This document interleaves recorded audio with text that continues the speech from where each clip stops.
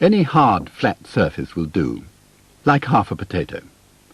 You cut away the bits you don't want to print, you cover the surface that's left with paint or ink, and when you press it onto paper, the ink comes off on the paper, and every print repeats exactly the same shape.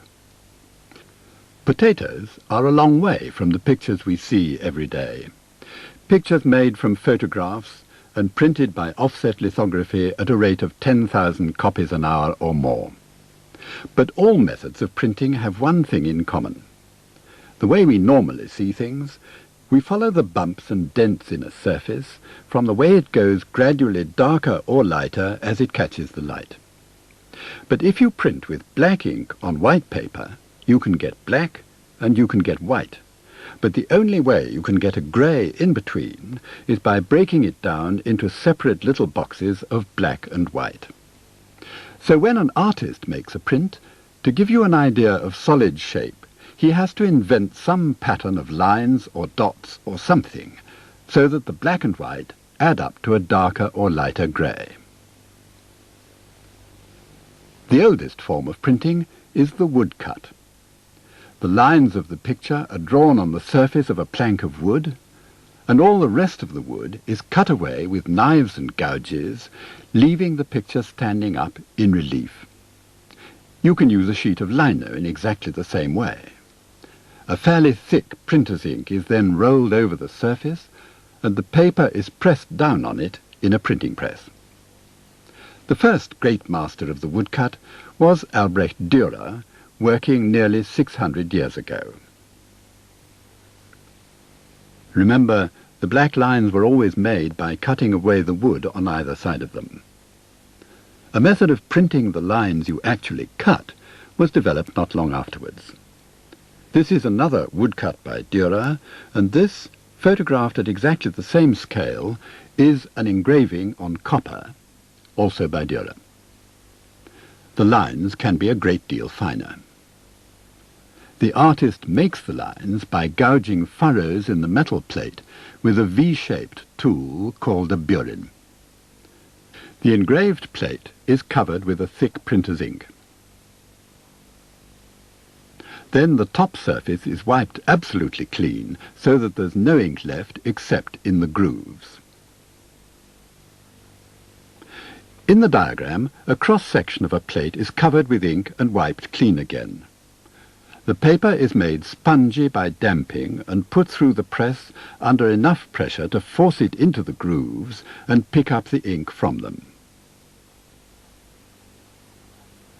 So the lines cut in the metal come out black in the finished print, and the lines can be incredibly fine, as they are in this head by Dürer.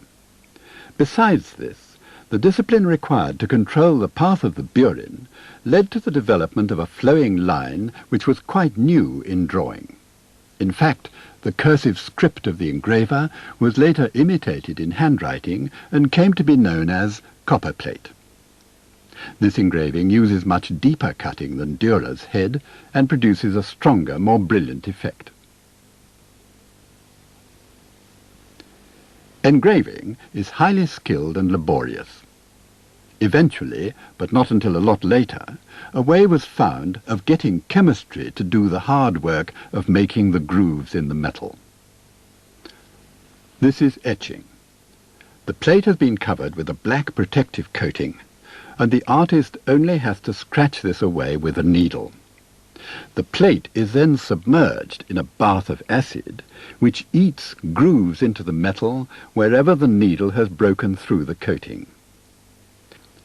Etchings are inked and printed in exactly the same way as engravings.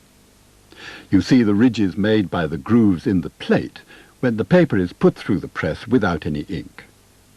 This is an etching by John Bellamy. After the elegance of engraved lines like these, people disliked the coarse, ragged lines of the etching, but the freedom of drawing with the needle had its own virtues. Samuel Palmer, for instance, made a network of lines that has an almost dreamlike quality.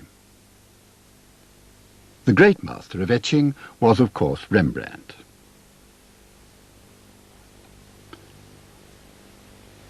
The lines become thicker and blacker the longer they're exposed to the acid, like the lines at the right of Rembrandt's Crucifixion compared to the fine lines above the cross. And the artist often goes on reworking the plate, printing from it as he goes, until he gets the effect he wants. In some of Rembrandt's etchings, the forms are made to look almost as if they were emerging mysteriously out of the darkness. It was this that inspired the idea of starting from black, and this led to the invention of the mezzotint. The surface of the plate is completely broken up with a tool called a rocker, travelling across it in all directions. These rough tracks all hold the ink, so that the prepared plate would print black all over. The artist then works on the plate by smoothing parts of it out again. The smoother it is, the less ink it holds and the lighter it prints. So the design gradually emerges out of the darkness. These two prints are copies of paintings. The mezzotint came closer than any print before it to producing the gradual transitions from dark to light that are possible in an oil painting. But it was a highly skilled craft, and before it was replaced by photography, its main use was in reproducing paintings, and prints of portraits were extremely popular in the 18th century. All the processes we've seen so far are very old. Even the mezzotint was invented in Amsterdam in Rembrandt's lifetime.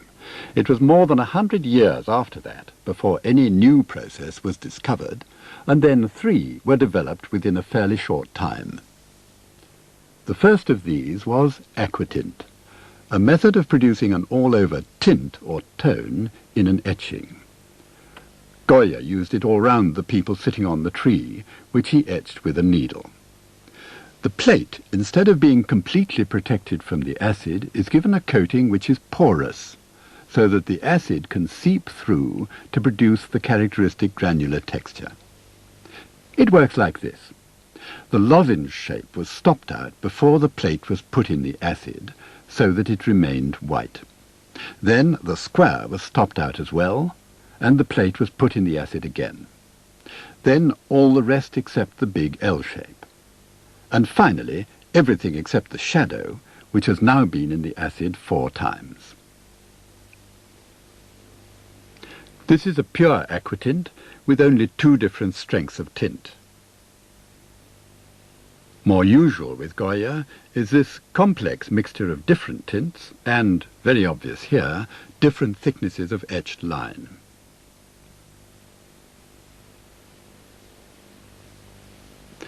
Aquatinting could also be used to create a remarkable illusion of reality, and prints like these, produced in England in Goya's lifetime, could have found a big market, but they were extremely slow to print, and the plates were too delicate to stand up to big editions.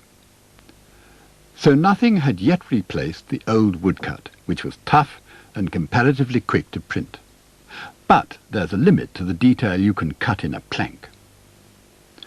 Then someone invented wood engraving, which could produce extremely delicate and intricate patterns.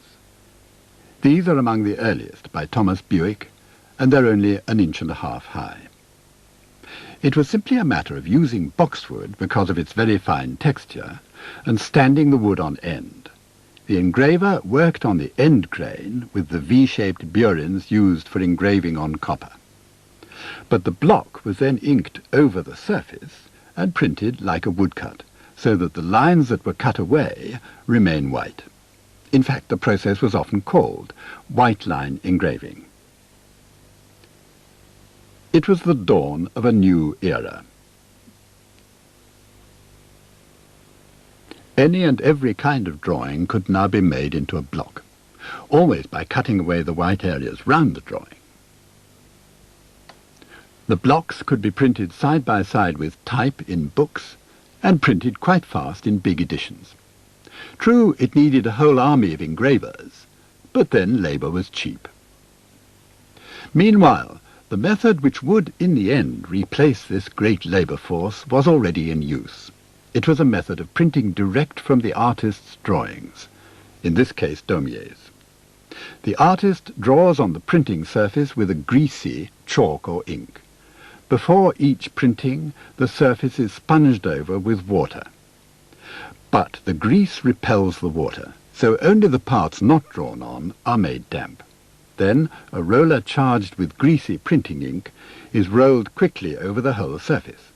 But again, the damp parts of the surface repel the grease, so the greasy ink only sticks to the greasy drawing. The process was originally drawing on stone, which gave it the name lithograph, but is now usually a plate of specially prepared zinc. The fundamental difference from the other processes we've seen is that the picture is printed from a perfectly flat surface. The greatest revolution of all was, of course, still to come, first with the invention of the photograph, and then with the way of breaking it down into little black and white boxes so that a print can be made from it. But this kind of printing has limitations, like other ways of printing. The limitations make the distinctive character of the print, and artists will always exploit some aspect of this character.